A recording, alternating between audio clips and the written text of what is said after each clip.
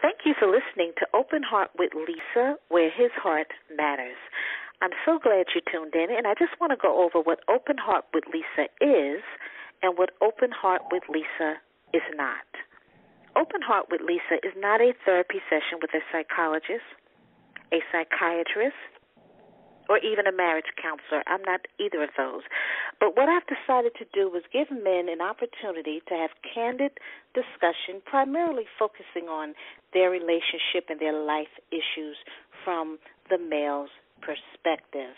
Now, I have my guest come on anonymously, and I do that because I want him to be able to express his feelings. And ladies, I want us to be able to get insight into his thought process. We're going to have unadulterated, provocative conversations, and some of these conversations might help us women see and understand the thought process of many of the men that we've had relationship with, because the truth of the matter is there's no new situation under the sun. Now, ladies, I don't want you to get upset, because you have to understand when these gentlemen speak, they're speaking from the life they have lived. That has nothing to do with me, and it has nothing to do with you. So I'm going to start by first welcoming our guest for the week, Kevin. Kevin from Virginia, as he continues to expand on what he's gone through many years ago, and the topic is forced out. Kevin, are you on the phone? Hello, Lisa. Hello, Kevin. All right. So let me ask you a question. I just want to thank you, too, for really opening and sharing your heart. And I want to start off. You're quite welcome. I want to start off and ask you again. I'm quite sure nothing has changed, that you still love, you're very fond of your ex-wife still. Yes. Yeah, okay. You don't wish to it. be honest with you, when I say, a separation or divorce, it takes away some of the icing off the cake. Of course, the cake is still there because we are humans, and love is love. Like I said in one of the previous shows, it follows you like the sunshine. Well, let me, because I just always like, because I know you've spoken to me, in private, and you speak very well of your ex-wife, and you always say you always wish her the best. So I just want to always keep that in the forefront. And I really do. I mean, that's just the way it should be, because she's a human, she's a person, she's my, children's mother, and God made us all, and I look at it as through the eyes of God. Wish everyone well, even my enemies or snakes. Okay. So let me ask you this question. Let's go back to the fact that your ex-wife, when she had allowed her first boyfriend to move in with her not too long after you had left. 2 weeks. 2 weeks, okay. All right, let's be specific. No, I'm sorry. 1 month, actually. 1 month, okay. I want to know, do you think that your children were adversely affected by that decision that your ex-wife made to move in this gentleman, I guess, that they didn't know, into the household? They were affected in a big way, simply because she met him, she knew him before they even had a chance to meet him. And so for someone to come in just out of the blue, I'm leaving and he's replacing me, it's something that is a shock to them. And above all, it's a replacement of my father. You have a man coming in. A household is together. It's fun. It's responsibility. It's teaching. But love is always present. There's always something spinning that's in the air that's fun to do. The challenges are there, but they're not something that's going to separate the family. And so, out of the blue, she takes him in and put him in a home, which was mine at the time. I can laugh about it now in a sense, but rather than if I really allow myself to, you still feel the hurt, not just because of the loss of the whatever it is, material things. It's the family structure. You asked me about how I felt about how did my children feel. It was many times that I would meet my daughter in tears, and she was hurt over a situation, something that was going on in the household, which was not necessarily her mother creating a problem for her, but because her mother was involved so deeply with this person, which was complete strangers in my children's life, and he would have things that he would suggest that should be done the way that he was looking at it. And I mean, whether it was the time they would go to bed, or what they would eat, the way they would shop, or different things. And he had full control over my ex-wife, mine. So she enforced everything that he suggested to her, which fell upon my children because, first of all, I do accept someone being in place that if I'm not there as a person in her life, being around my children, if you're a decent person, and I mean life goes on, because I was always there at some point, spiritually, always. The chance that I had to see them, I never miscued on that. We were always doing things together. But you can look into it further, and you might want to find some things that you might want to highlight just for the point of opening the doors to the rest of the world, I mean your listening audience out there, because there are so many situations that goes on in a situation like this, Lisa, that's not known to many family members, the understanding of what's going on in terms of how my ex-wife allowed herself to be put in a position because of her caring and being blind to the misuse and abuse that she was putting her children through. So what misuse and abuse was she putting her children through? Okay, for instance, as a family, we've always had whatever we had. If we had a bike, we had a 5-seater. All 5 of us could ride it. If we had a wagon, all of us could ride in the wagon. Well, she went out and bought a car that was a 2-seater. Only 2 people could ride in the car. Here's a person with 3 children. Wait a minute. Wait a second. So she brought a 2-seater car. Did she have a second car? She did not have a second car. He wanted a sports car, and that's what they bought. And it was, and I'm not exaggerating when I say this either. The car was so small, if you went to the grocery store, you'd have to have the delivery man deliver the grocery. So how did your ex-wife ever take all 3 of her children out together? That's what I'm saying. She couldn't even take the grocery home in that car. So the question is, how did she do anything then? She did nothing, and this is the point I'm making. So they never went to date. You're saying to me your ex-wife and her 3 children never went out as a family unit anymore? Well, I'll put it this way, Lisa. When you have a 2-seater, you can't go out in that particular car, and I'm quite sure they wasn't renting anything. If you make plans to buy a 2-seater, you're not making plans to do anything with your family, and that's just the truth.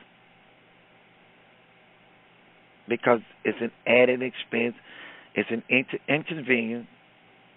It's just someone that is not clearly looking at their family from a with love and caring for them.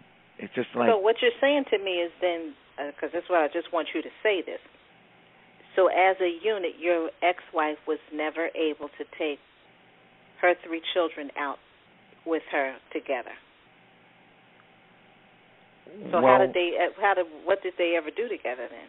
If they couldn't go anywhere? Now that's one question, because this whole thing we're doing is about truth and honesty. That's one question I can't answer because I don't know and I can't recall anything right off it, that they did. But I'm pretty much basing it.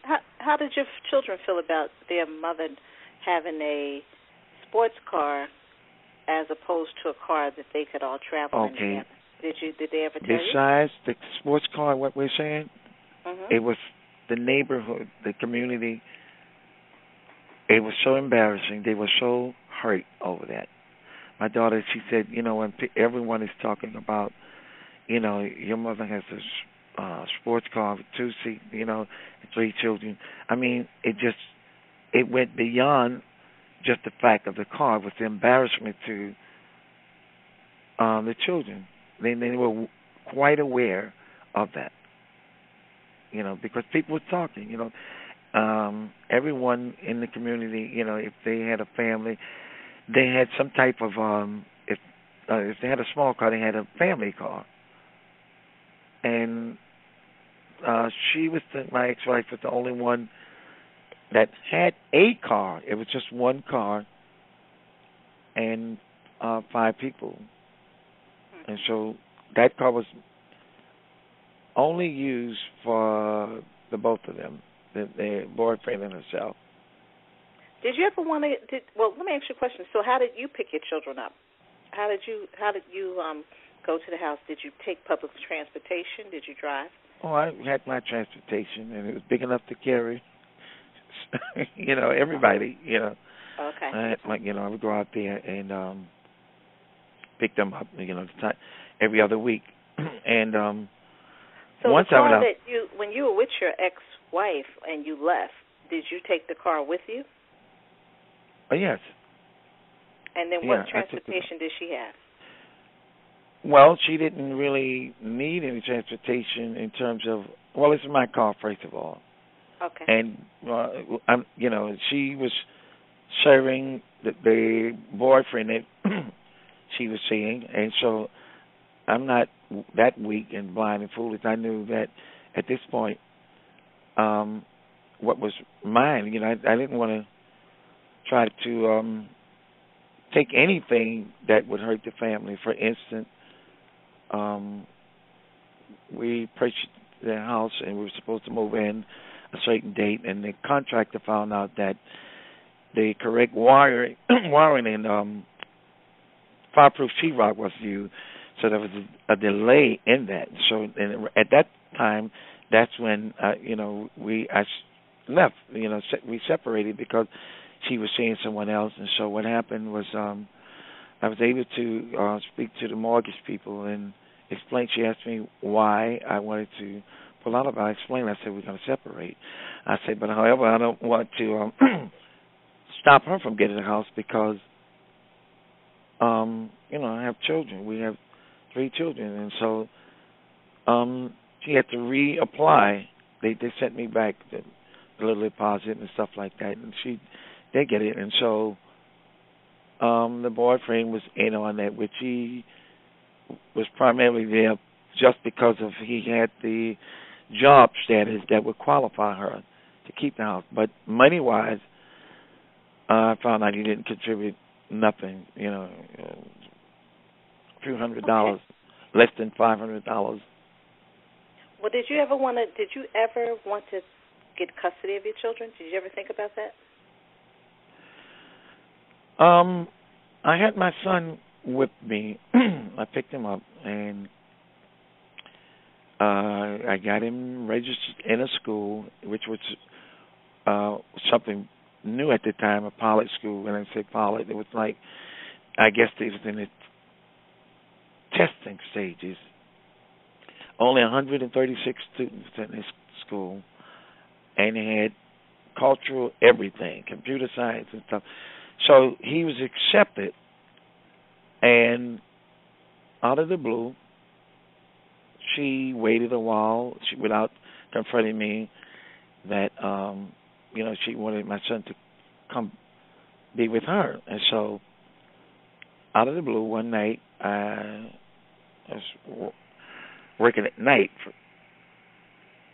and one of the few times that I'm just sitting there thinking about different things, and the police shows up and picked me up and arrested me. Wait a second. So let's go back.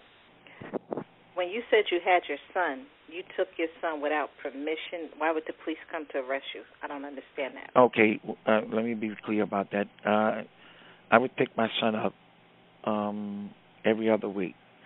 And so she knew that he was going to be staying with me for a while. And so I got him in school. I explained everything to her, what was going on. And for some reason, she changed her mind. It wasn't we never really had a custody thing going on. She was, we didn't have that problem. It just one time in particular, she did not want me to see them for 3 months from October to December. So I went to family court, and the proceeding, it never did, get to the point where we had to go to court because she straightened it out. She changed her mind, and everything went back to normal. I'm sorry, you asked me a question a second ago. No, because when you were saying that the police came to pick you up, I'm just trying to figure out, why did they come to pick you up? Because she wanted him. Did you have permission? Did you have permission to take your son, or she was trying to act like you kidnapped him or something? No, she was trying to act like I kidnapped him. She just wanted him back with her for whatever reason. So why she just didn't call you and just say, bring him back? Well, again, I just assumed that the boyfriend was telling her this is what you do. And so they picked me up, and, it's no fun going through that process and stuff. And so my son went back, and I was able to continue seeing, picking him up, doing whatever. And so a lot of this that I'm talking about, that what happened, it could have been very easily prevented. I mean, just it didn't have to happen that way. It didn't. But when you're dealing with a source of negativity and a source of an evil-minded person, and I would say that based upon a lot of things that happened later, which is her personal life, which I'm not going to discuss, because it doesn't have anything to do with me, but I was able to help her out in many ways that had nothing to do with, like I said, with me. It was just that the things that he put her through. I look at it like, well, these are my children. I mean, she is my children's mother. So I don't want to see them hurt. So whatever I did outside of myself dealing with her, the family, it was kind of, it made me know for sure this man was not just a negative person, but a low-down evil person. As your children have gotten older, have your children ever asked you what happened in the marriage? They know. No. They know. It's not. I've never ever taught them against their mother. I've never ever said anything in regards to whatever the truth was. If the truth is ugly, it's still a beautiful truth. But this is the thing that makes your life right. And I had to accept who she wanted and what she wanted in her life. Yet I love her at the time. I had to accept this. So it means a lot to me to be able to, this moment right here, to look at the things that I've gone through, and through adjusting myself and accepting the truth and wanting to be a good person. No one is perfect, but you can try your best to be a good person. And what the imperfections we might have, as long as it's not evil, you're in good shape. Okay, so did you ever in these years of divorce, did you ever want to get back together with your wife? No, I've been hit by the truck, and so now I'm not going to let you put it in reverse and run me over again.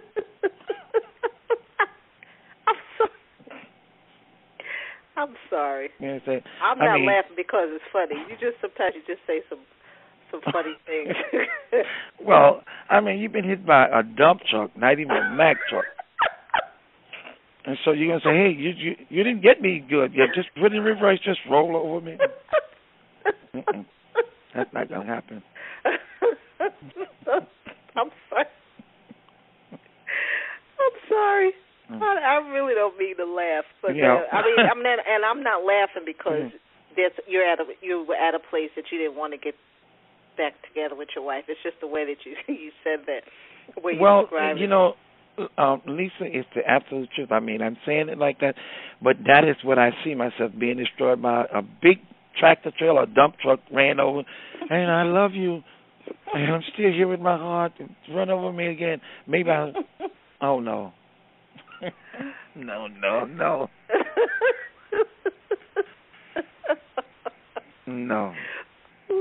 Well, sometimes we just want to remember yesterday. Sometimes we just don't want to, I don't want to say repeat, but sometimes yesterday was good enough.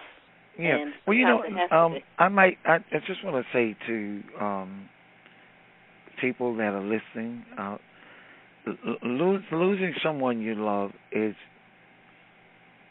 parallel to death. The difference is you begin to miss that person that passed away, and you at some point you accept it. But let's say someone you love and they're still around. You have a lot of memories. The way that you get over anything that you lose is you have to let go of certain things. It's not letting go of the person you love in terms of you just have to understand they're no longer there. And the memories, for instance, one of the things I did, this might sound a little strange, but I did. Okay, I have a lot of great memories of her. We were very, very happy together. She was very, like I said, I'm not saying any evil, negative stuff about her. That's not true, because I'm not trying to make her look bad, because she was really, the time that we were together, a beautiful woman, a beautiful person. I mean, I was very happy with her. And at this point, like I said, I have nothing. But in order to erase the memories and the good times and stuff like that, because she's no longer there, so I took my wedding pictures.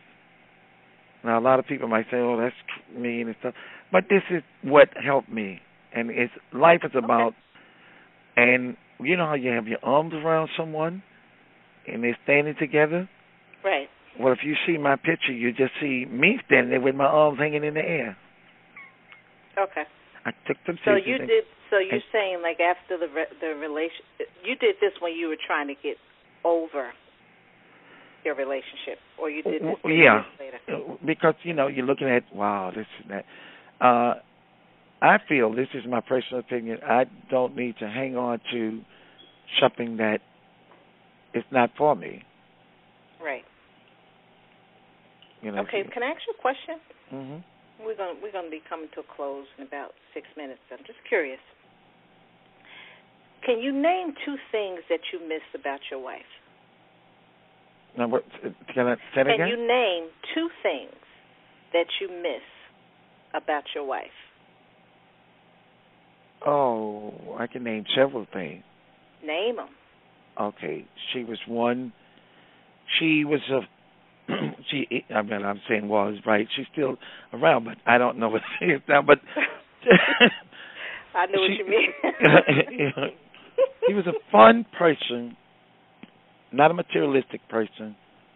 A very pretty person, very, very, not just from a physical sense. A beautiful smile, a heartfelt smile. You can actually feel the smile. We did so many things that we were. I mean, we were the best of friends, as far as I know. And this very day she tells people, about different things we did. We were very, very good friends. It was never the point at time in where she was, this is, this is my, that term they use, this is my old lady, this is my, whatever you want to call it, baggage. I don't, she was never that to me. She was always happy. She was concerned about me, and I was concerned about her. We made each other happy. We had a lot of things in common, and to me that was one of the greatest aspects of one of the real reasons why I was married at the time. I wanted to, because. Well, tell me. Let me ask you this, because time is, we don't have that much more time. I want to ask you this: can you name about 3 things you miss about your relationship? I know you said you all used to do a lot of things together. Yeah, and for your audience, places not naming establishments where you're going out spending a lot of money. I mean, we did a lot of different things, but those a lot of things were things that we enjoyed, and whatever we target. If we went to go to a place to eat and it was under $20, $10 a plate. I'm just saying, using this for instance. Right. It meant more to us to do that because this is something we wanted to do, rather than for someone to say, here's a free ticket to play and dinner. If we didn't like the play, it meant nothing to us. Okay. So we always was real in the area of what made us tick and what made us happy. So there's a time we would go for a drive, we would go a picnic. I mean, she was just really a very, very nice person. And I must say that, that in spite of what happened, I would never ever, I've never said anything to my children that wasn't true. If it was ugly, it was just the truth. Like I said. Well, let me ask you this before we close. I'm trying to think how to put this. I want to really be kind of sensitive when I say this, because I know, breakups, divorces, and terminations of families. Would you have appreciated it more if something changed in her and she would have sat down and said, Kevin, I feel I want to do this with somebody else because, would you have appreciated if she would have just been honest and open up front, as opposed to you're not knowing what's going on and then she basically just kicked you to the curb? Would that have been a little better for you, just for her to share her heart? At least you would have known what was going on. Because it sounds like you were just blindsided because everything was so. Well, I was. I mean, it would have made it a lot easier to accept, because what happened, in one of the previous shows, she asked, I mentioned, she asked me to go away for a couple of weeks so she could get herself together, and I did, and I came back, and I said to her, I said, listen, we can put this behind us. I would accept it. We can fix it. So, as I said that, this was strange and new to me, but because I cared enough, so I was able to adjust myself to accept it. And so had she said what she said, it would have been a lot easier for me to move on, because the bottom line, it's not carved in stone that you got to stay together forever. Well, we're going to leave it right there because we have 30 seconds, and I like that. It's not carved in stone, and that's the gospel. I don't care who we are. We hope when we get married that it'll be till death do us part, but the truth is none of us ever know. Kevin, can I interview you one more time? You can. All right, we're going to close. Thank you so much for listening to Open Heart with Lisa, where his heart matters. You can go to YouTube and go to my YouTube channel, Open Heart with Lisa. Go to my blog, openheartwithlisa.com, or check me out on Facebook and leave a positive comment. Remember, they're just sharing their hearts, my gentlemen. They're not talking to you. They're not talking to me. They're not criticizing you. They're not criticizing me. They just speak from their heart. Again, once again, thank you for listening to Open Heart with Lisa, where his heart matters. God bless you.